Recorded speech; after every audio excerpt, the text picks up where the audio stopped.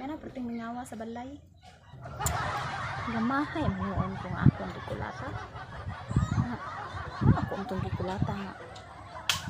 Ako man tayang gialsa di man tag-iyas kabaw man ako nakiki. Pero de tag-iya gis kabaw yang kuan. Yan ang ingon siya nga. Abi na makatilaw ko. Tambok na gata. Ay gid sa kabaw lagi. Gid usap tuhan. Manyak lagi hapon. Ako ito ang masawag kay basiga hilak na siya gahilak-hilak ka na siya hindi to kaya siya tanaw ng forma basta maghilak siya ka magtutuwan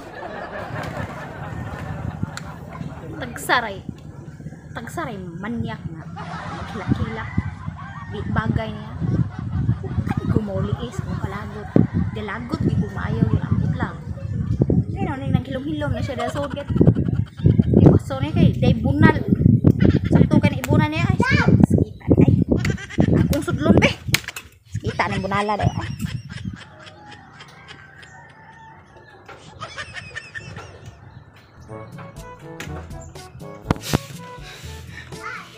ay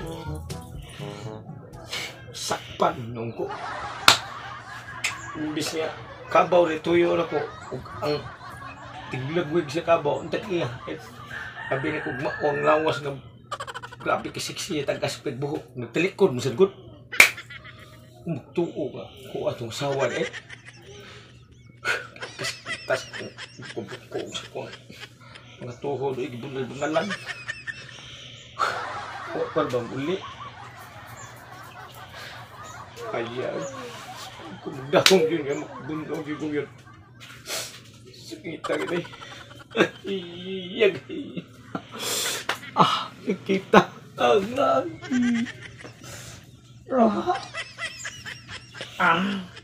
iyay ano bang ginatawag naman yun ato magko nasakpan inom ko pag-alsa ko to na yun bahalag siya dito kalingi kita gitu malam ya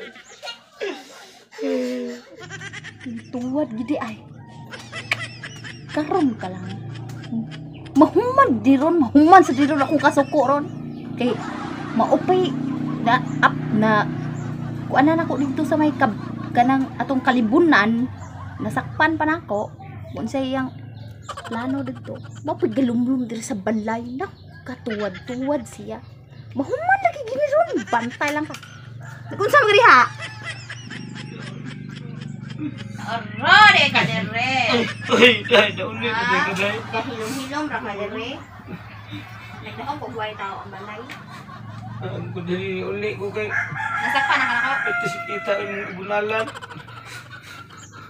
Unya? Hindi na mong kumusab. Wag ara bag kumatagbos kung kasuko. Kalagot pa ko. Dili to ako ang tumong ko dung ato guday. Ang kabaw ang katuparan ng kakwarta tabaw niya. Wala man di ang kabaw. Kentik ka mo na. No. Sa iluhan, hindi na lagi kumusab eh. Kausa na lang. No. Ayun, hindi na lagi kumusab dahil. Hindi na lagi kumusab si kausa dahil. Hindi na lagi kumukawat ang kabaw. No.